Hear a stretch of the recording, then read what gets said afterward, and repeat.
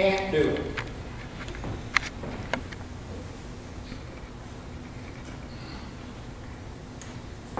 I really think I want Jack to come up and finish the sermon that he started in his prayer. There's a lot there, Jack. The old saying is among preachers is, that'll preach. And that'll preach real well. And the thing is, it's pertinent to every one of us. You know, it's the old story about you got to hit the mule in the head with a 2x4 in order to get his attention. And I'm not calling anybody a mule, but if the shoe fits, you put it on. One of my favorite Broadway shows is Cats.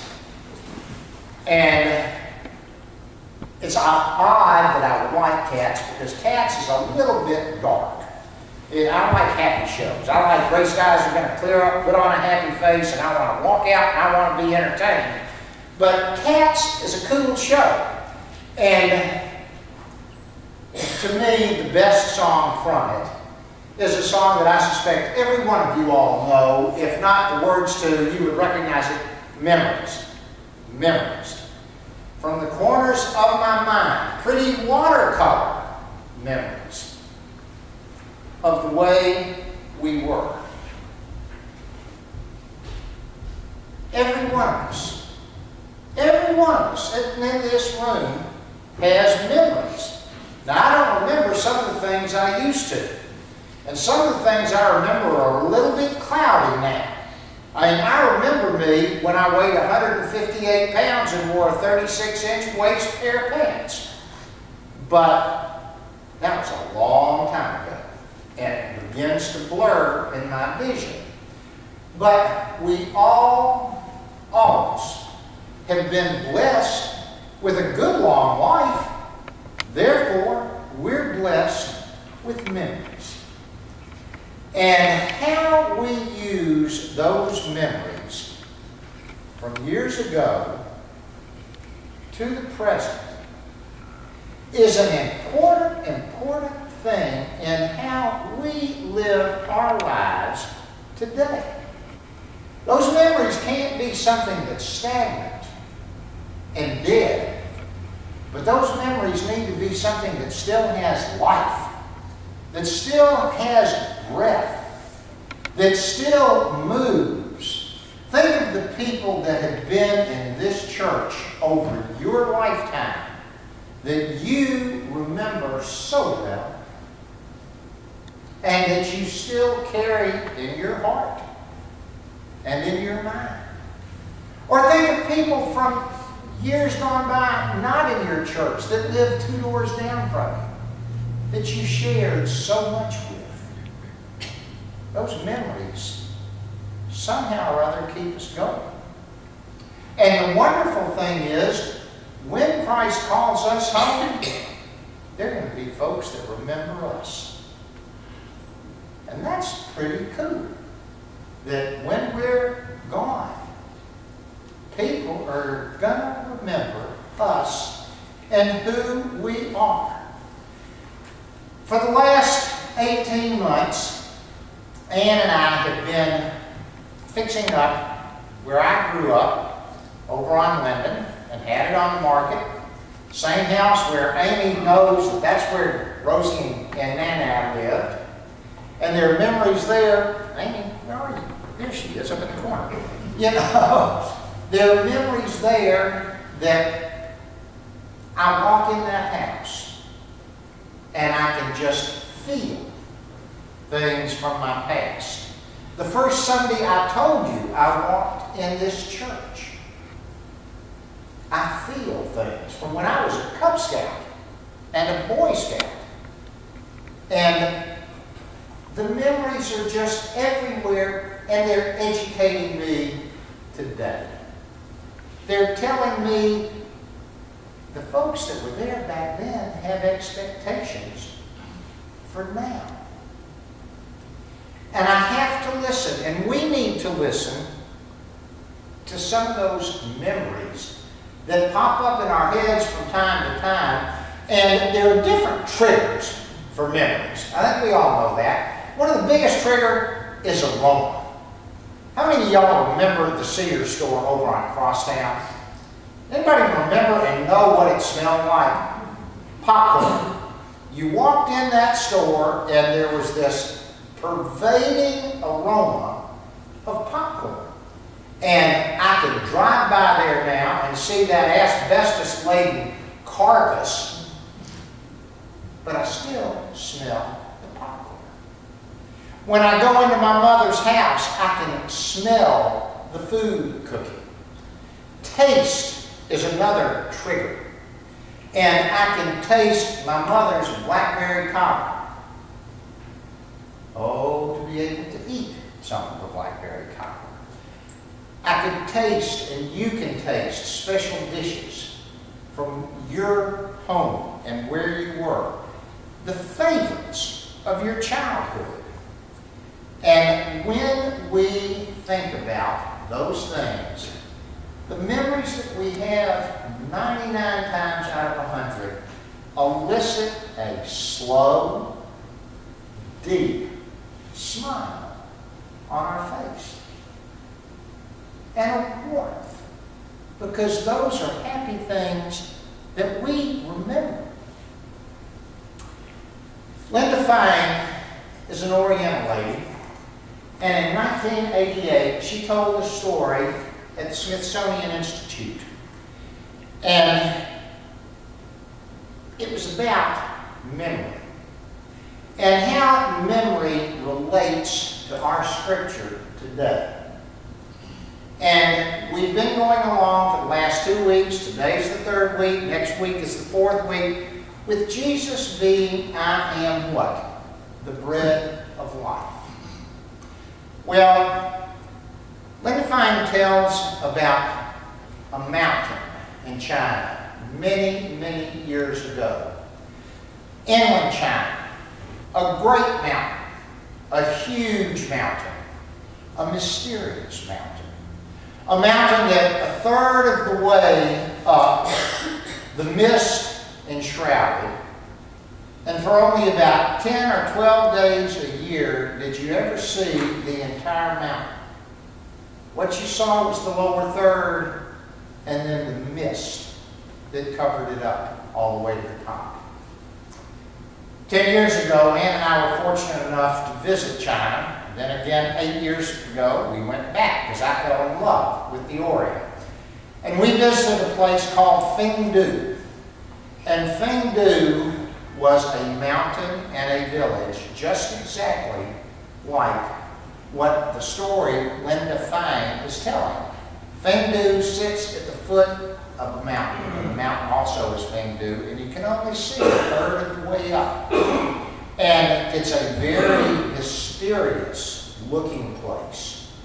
And there are stories and myths and legends about that mountain in Fengdu. Well, there's a story and a legend, and, you know, call it what you will, about this mountain and this story that this lady is telling. And it seems at the foot of that mountain was a small house. And in that house lived the father and his 3 sons. And this was many, many years ago. And they lived a very simple life. And they were a very loving family.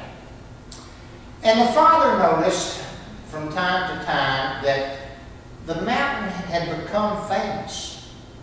And it attracted tourists. And it attracted travelers. And those travelers would come and they would stand and look from the foot of the mountain up.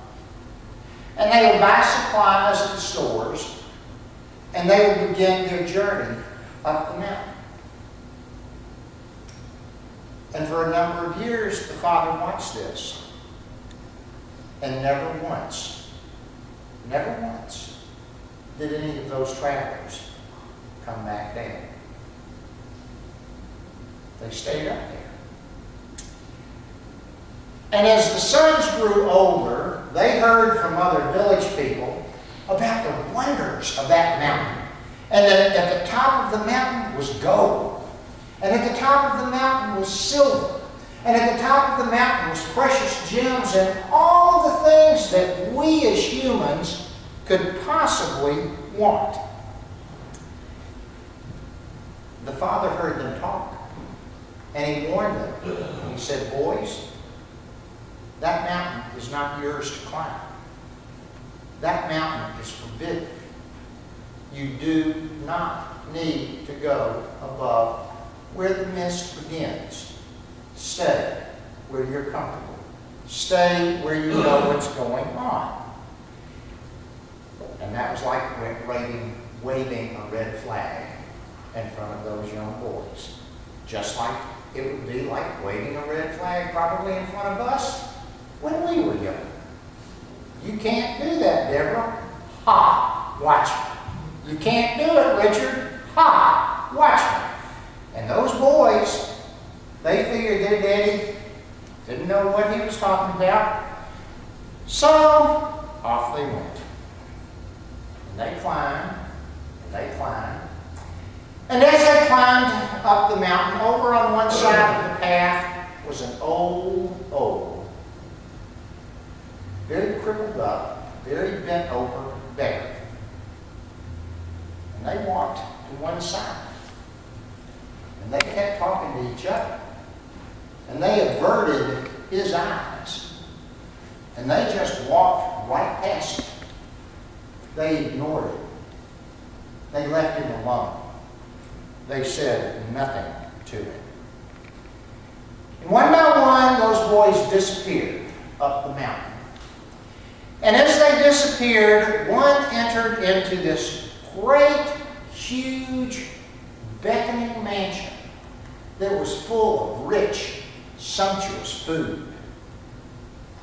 And the other two climbed a little way further, and the second one entered into this big, welcoming, beautiful house that was just full of fine wine and good drink.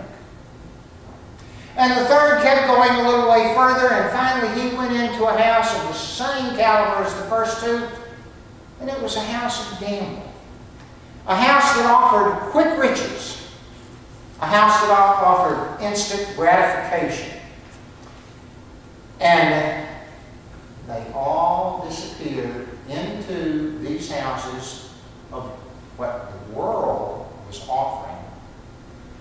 And when they went in, just as all the ones that had gone up that their dad had seen that had never come down, they became slaves to the desires.